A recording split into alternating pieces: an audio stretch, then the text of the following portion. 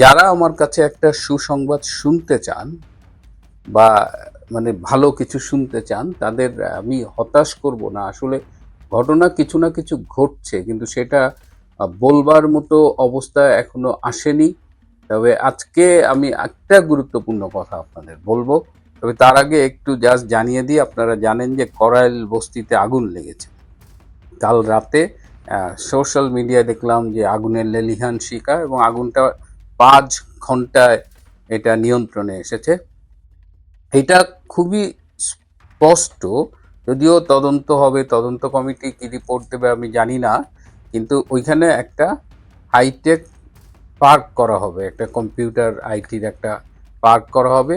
ওই জায়গাটা ঢাকার খুব ইম্পর্টেন্ট একটা জায়গা, সো ওইটা করার জন্য এই আগুনটা লাগানো হয়েছে। এবং এই আগুনটা যে লাগানো হবে সেটা আমরা এই কম্পিউটার কাউন্সিলের নেতৃবৃন্দের কথায় একটা আঁচ করতে পেরেছিলাম।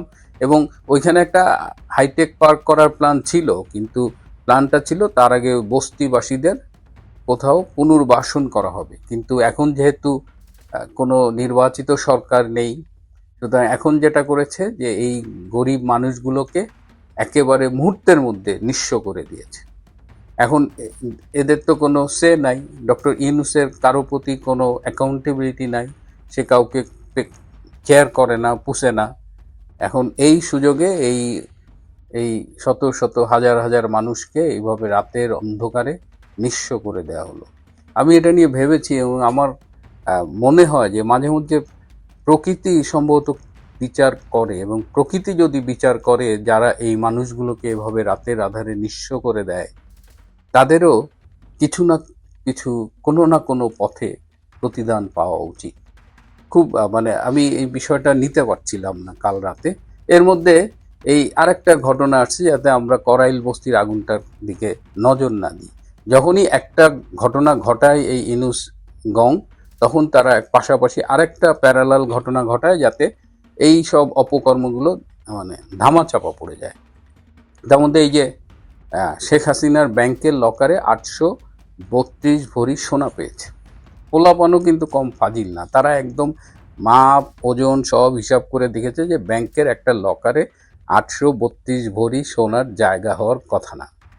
এবং আপনারা যারা শেখ হাসিনাকে জানেন, চেনেন, দেখেছেন, তিনি কি অনেক বেশি সোনার অলংকার পরে? তার সাজ কিন্তু খুবই মার্জিত, তিনি দেশি শাড়ি পরেন, হয়তো গলায় একটা মালা পরেন। তাকে আমি একদিনই দেখেছিলাম বালা পরতে, সোনার বালা। আপনাদের অনেকেরই মনে থাকার কথা যে চা বাগানের শ্রমিকরা 1 টাকা 2 টাকা এরকম করে চাঁদা দিয়ে তার জন্য এক জোড়া বালা বানিয়ে উপহার হিসেবে দিয়েছিলেন, এবং তিনি সেই বালা দুটো পরে এভাবে দেখিয়েছিলেন যে আপনাদের এই ভালোবাসার উপহারটা আমি নিলাম। আমি তো এই সব স্বর্ণালঙ্কার খুব একটা ব্যবহার করি না, কিন্তু আপনাদের এটা আমি নিলাম। তো সেই মানুষটার 832 ভরি এবং অলংকার পাওয়া গেছে। কিন্তু শেখ হাসিনা খুব স্পষ্টভাবে জানিয়ে দিয়েছেন যে ব্যাংকের লকারে তার কোনো সোনা নাই, একদম ক্লিয়ার বলেছেন কোনো স্বর্ণালঙ্কার নাই। তাহলে আমার প্রশ্ন হলো, এই 832 ভরি সোনা কই থেকে আনা হইল? কে কে এখানে ডোনেট করছে? এটা কি উপদেষ্টা এবং আরো যারা চামচা টামচা আছে তারা কি ভাগযোগ করে দিছে যে ভাই আমি 10 ভরি দিলাম, আপনি 5 ভরি দিলাম? বা এই 832 ভরি এখন কি হবে? নেত্রী খুব ভালো বলছে, যদি এই সোনা তার হয় তাহলে লকার থেকে এটা যেন করাইল বস্তিবাসী যারা ক্ষতিগ্রস্ত তাদের দিয়ে দিতে। তো ডক্টর ইউনূসের আসলে যখন সময় শেষ হয়ে আসে না, তখন এইসব বগিচকির নাটক, এই নাটকের যে স্ক্রিপ্ট, সেগুলো দুর্বল হয়ে যায়। এবং নাটকের স্ক্রিপ্টের দুর্বলতা দেখে আমরা কিন্তু আঁচ করতে পারি যে ডক্টর ইউনূস যতই ঘাওড়ামি করুক, আর ওই জামাতি ওয়াকারের সাথে মিলে যতই তারা সলা পরামর্শ করুক, খুব একটা সময় তাদের হাতে নাই।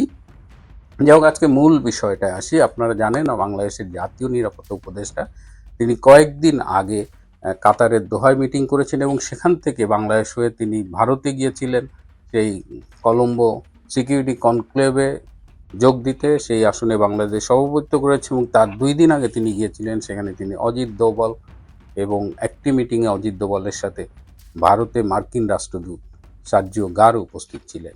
তিনি আবার এসে পরশুদিন আবার তিনি কাতার গিয়েছেন, এবং কাতারে তিনি সিরিজ বৈঠক করছেন। এই বৈঠকে উপস্থিত আছেন ভারতের এক্সটার্নাল অ্যাফেয়ার্স মিনিস্ট্রি, যেটা পররাষ্ট্র মন্ত্রণালয়। পররাষ্ট্র মন্ত্রণালয়ের প্রতিনিধিরা আছেন, রয়ের প্রতিনিধিরা আছেন, এবং মার্কিন যুক্তরাষ্ট্রের ট্রাম্প অ্যাডমিনিস্ট্রেশনের কয়েকজন এখানে যোগ দিয়েছেন, এবং এখানে সিরিজ বৈঠক হচ্ছে। 4 দিনের সফরে গিয়েছেন ডক্টর খলিলুর রহমান, এবং এখানে মূলত বাংলাদেশের নির্বাচনটা নিয়ে আলোচনা হচ্ছে, যে বাংলাদেশের আসন্ন জাতীয় সংসদ নির্বাচনটা যাতে ইনক্লুসিভ হয়, সব দলকে নিয়ে হয়, সেটা নিয়েই আলোচনা হচ্ছে। এর আগে যে ভারতে অজিত দোভালের সাথে যে আলোচনাটা হয়েছিল এবং সার্জিও গারের উপস্থিতিতে যে আলোচনা হয়েছিল, সেখানেও কিন্তু বাংলাদেশে ভারতের প্রত্যাশাটা জানানো হয়েছিল যে ভারত চায় বাংলাদেশে একটা সবাইকে নিয়ে অন্তর্ভুক্তিমূলক আর ইনক্লুসিভ নির্বাচন। সেই কথাটাই আবার বলেছে। বাংলাদেশ আওয়ামী লীগের কার্যক্রম নিষিদ্ধ করা হয়েছে, সেই কার্যক্রমের উপরে নিষেধাজ্ঞা তুলে নেওয়ার ব্যাপারেও আলাপ হয়েছে, এবং বর্তমানে অসংখ্য নেতাকর্মী মিথ্যে মামলায় কারাগারে বন্দী রয়েছেন, তাদের মুক্তি, জামিন, এই বিষয়টি নিয়ে আলাপ হয়েছে, এবং এই যে সম্প্রতি আইসিটিতে যে প্রহসনের বিচারের মাধ্যমে শেখ হাসিনার একটি ফাঁসি রায় দেওয়া হয়েছে, সেটি নিয়েও আলোচনা করা হয়েছে, এবং ভারতের পক্ষ থেকে খুব স্পষ্ট করে বলা হয়েছে যে কোনো বিচারের মানদণ্ডেই এটি গ্রহণযোগ্য নয়। এখানে ডক্টর খলিল ছিলেন। ডক্টর খলিল দীর্ঘদিন আমেরিকায় থাকার কারণে তার মধ্যে কিছু বিষয়ে ভালো ডেভেলপ করেছে, যেটা পাশ্চাত্যের প্র্যাকটিসটা তিনি করেন। আর তিনি এবং এখানে এই বিষয়ে কিন্তু আমেরিকার যারা ছিলেন তারাও কিন্তু ঐকমত্য পোষণ করেছে। ইটস নট দ্যাট যে এগুলো শুধু ভারত বলেছে। মোটামুটি 3 পার্টির মধ্যেই, যে 3টা বাংলাদেশ, ইন্ডিয়া এবং আমেরিকার যারা ছিলেন তাদের মধ্যে এগুলো নিয়ে আলোচনা হয়েছে, এবং তারা বলছেন যে কত দ্রুত এই ইনক্লুসিভ ইলেকশন করা যায় এবং একটা নির্বাচনের পরিস্থিতি তৈরি করা যায়। আরেকটা মজার ব্যাপার হলো যে এই যে অজিত দোভালের সাথে মিটিংয়ে যখন ডক্টর খলিল দিল্লিতে ছিলেন, তখন কিন্তু অজিত দোভাল বেশ কয়েকটা রিপোর্ট দিয়েছিল এবং বাংলাদেশে জঙ্গি কার্যক্রমের স্পষ্ট প্রমাণ দিয়ে দিয়েছিলেন, এবং বলেছিলেন 6 কার্য দিবসের মধ্যে বাংলাদেশের দৃশ্যমান সক্রিয়তা তারা দেখতে যায়, যে বাংলাদেশ কি করলো, আমরা এই রিপোর্টটা দিলাম। তো ডক্টর খলিল তার সাথে বেশ কিছু ছবি নিয়ে গিয়েছিলেন, যে 4টি সীমান্ত এলাকায়, বাংলাদেশ ভারতের 4টি সীমান্ত এলাকায়, উত্তরবঙ্গে, তারপরে ব্রাহ্মণবাড়িয়া, কুমিল্লা, এরকম মোট 4টি সীমান্ত এলাকায় যেখানে জঙ্গি কার্যক্রম ছিল, সেইখানে বাংলাদেশ মিলিটারি অপারেশন চালিয়ে সেই জঙ্গি আস্তানাগুলো গুড়িয়ে দিয়েছে এবং জঙ্গি কার্যক্রম সেখানে বন্ধ করে দিয়েছে। তো এইগুলোর রিপোর্ট নিয়ে গেছেন ডক্টর খলিল টু প্রুভ যে বাংলাদেশ সরকার ভারত যে অনুরোধ করেছিল এবং যে প্রমাণগুলো দিয়েছিল, বাংলাদেশ সরকার ইজ অ্যাক্টিং অ্যাকর্ডিংলি। তো এই আলোচনাগুলো আরও চলবে। আর বাংলাদেশের মানে গোয়েন্দা ওয়ার্ল্ডে, স্পাই ওয়ার্ল্ডে, এখানে অনেক দেশের গোয়েন্দারা কাজ করছে, এবং একটি দেশের 17 জন গোয়েন্দা গত 14 মাসে খুন হয়েছে। সেই দেশের গোয়েন্দারা এখন বাংলাদেশে আসতে আসলে স্বাচ্ছন্দ্য বোধ করে না। তো অনেক সেই দেশের অনেক প্রতিনিধি এর চাইতে বাংলাদেশের বাইরে, স্পেশালি কাতারে মিটিং করতে আগ্রহ বোধ করে। কিন্তু সমস্যা হলো যে ডক্টর খলিল যখন মিটিং করে বাংলাদেশের পক্ষ থেকে, তিনি যে কমিটমেন্টগুলো করেন বা যে বার্তাগুলো বাংলাদেশে নিয়ে আসেন, সমস্যা করে আসলে ডক্টর ইউনূস। ডক্টর ইউনূস তিনি তার ক্ষমতা ছাড়তে চান না, এবং তিনি এখন কাউকেই পাত্তা দেন না। তিনি মনে করেন তিনি আছেন, তার সাথে জামাত আছে এবং ওয়াকার আছে, সুতরাং কেউ তার কিছু করতে পারবে না।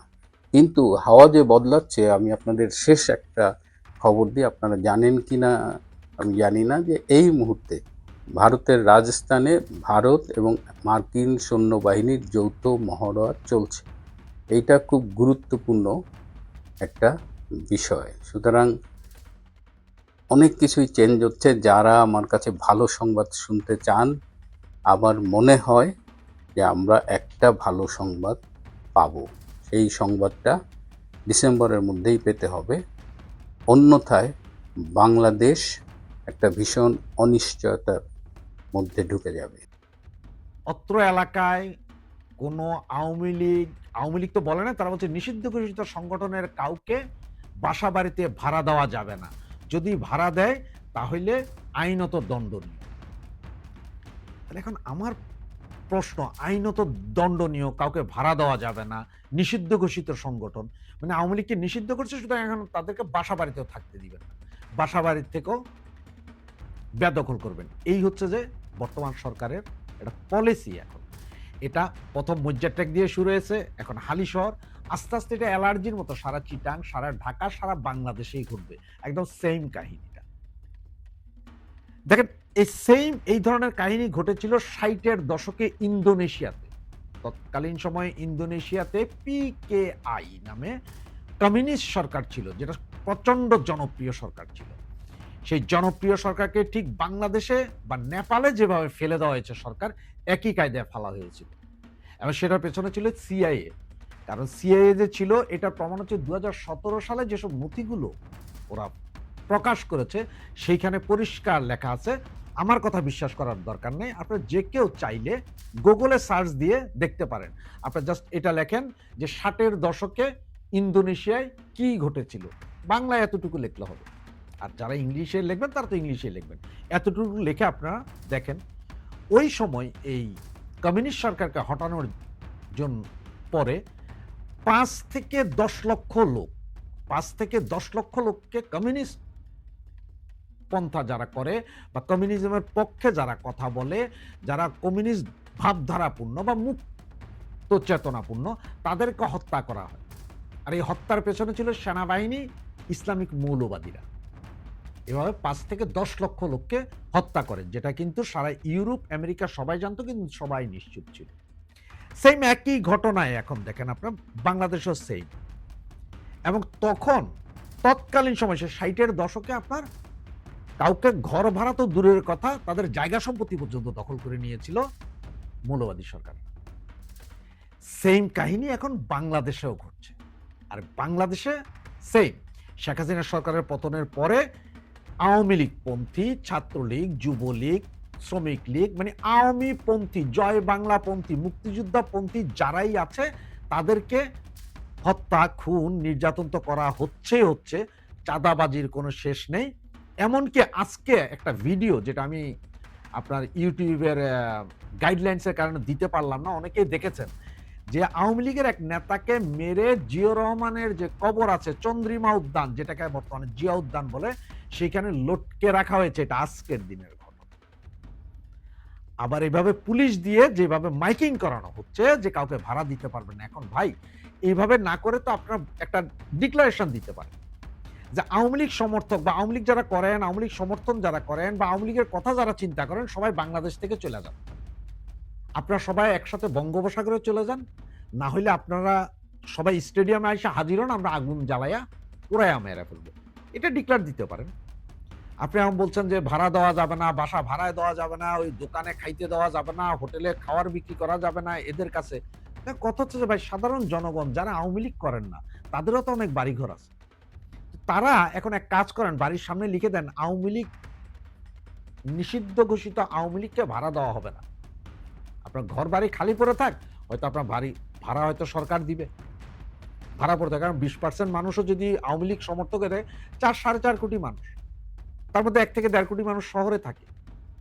আর যাদের বাড়িঘর আওয়ামী লীগ সমর্থিত, যাদের বাড়িঘর আছে, তাদের বাড়িঘরগুলো আপনারা ক্রোক করে নিয়ে যান।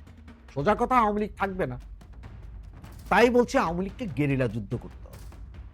দেখেন, 1971 সালে ঠিক আওয়ামী লীগের সাথে এই কাজটাই করছিল পাকিস্তান সেনাবাহিনী। আওয়ামী লীগ ধরে ধরে গ্রামে গ্রামে মেরেছিল। তখন জীবন বাঁচানোর তাগিদে, প্রশিক্ষণ নেওয়ার তাগিদে সব ইন্ডিয়াতে হাজির হয়েছিল। সেই ইন্ডিয়া থেকে পরে এসে মুক্তিযুদ্ধ করেছে। এবারও সেম একই ঘটনা ঘটাচ্ছে। এবং আমি এই মুহূর্তে ইন্ডিয়াকেও বলবো যে প্লিজ, আপনারা যে 25 বছরের একটা যে মৈত্রী চুক্তি আমাদের সাথে ছিল, সেই চুক্তিটাকে আবার সামনে আনুন। কারণ আপনারা একটা কাজ করলেই হয়ে যায়, যে আওয়ামী লীগ সরকারই বৈধ সরকার, এই সরকারকে তো আপনারা এখন পর্যন্ত স্বীকৃতি দেননি। আওয়ামী লীগ গভর্নমেন্টকে স্বীকৃতি দেন, যেহেতু সবাই ওখানে আছে, মৈত্রী চুক্তি অ্যাক্ট করেন।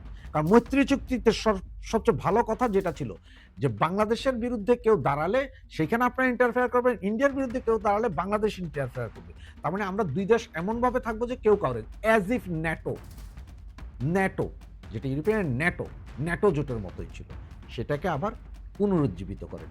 কারণ সেটা পুনরুজ্জীবিত করলে আপনাদের জন্য সুবিধা, আমাদের জন্য সুবিধা, ফাইট আমরা করব।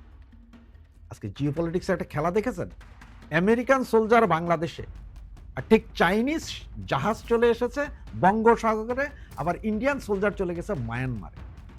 তার মানে বুঝেন, আজ থেকে যদি 2 মাস না, আজ থেকে 2 বছর আগেও যদি চাইনিজ জাহাজ বাংলাদেশের বঙ্গোপসাগর বুকে আসতো, ইন্ডিয়া ফাটাই ফেলতো সারা দুনিয়া। আবার মায়ানমারে যদি ইন্ডিয়ান সেনাবাহিনী যাইতো, তাহলে চায়না ফাটায় ফেলাইতো সারা দুনিয়া। কিন্তু তারা ফাটাচ্ছে না, সবাই এখন আমেরিকার বিপক্ষে একজোট। তাই তারা আমাদেরকে ঘিরছে, আর এটা হচ্ছে যে আমাদের জন্য সাইন। আমি বঙ্গবন্ধুর সৈনিক, মুজিবের সৈনিক, আওয়ামী লীগের সৈনিকদেরকে বলবো, প্রস্তুত হও, বেশি সময় নেই, সময় খুব বেশি নেই, আমাদের এই গেরিলা যুদ্ধে নামতে হবে। কারণ হচ্ছে যে আমরা যদি থাকতে না পারি, খাইতে না পারি, যেই দেশে আমি জন্মগ্রহণ করলাম, যেই দেশে আমার সহায় সম্পত্তি সব আছে, সেইখানে আমি থাকতে পারবো না, তাহলে আমি যুদ্ধ করে মরে যাওয়াই ভালো। বাঁচলে বাঘের মতো একদিন বাঁচবো, না হইলে ইঁদুরের মতো 1000 বছর বেঁচে থাকার কোনো ইচ্ছেই আমাদের নেই। সুতরাং যুদ্ধ অবসম্ভাবিক, গেরিলা যুদ্ধ অবসম্ভাবিক। সুতরাং আমরা গেরিলা যুদ্ধের প্রস্তুতি নেওয়াই ভালো। জয় বাংলা, জয় বঙ্গবন্ধু।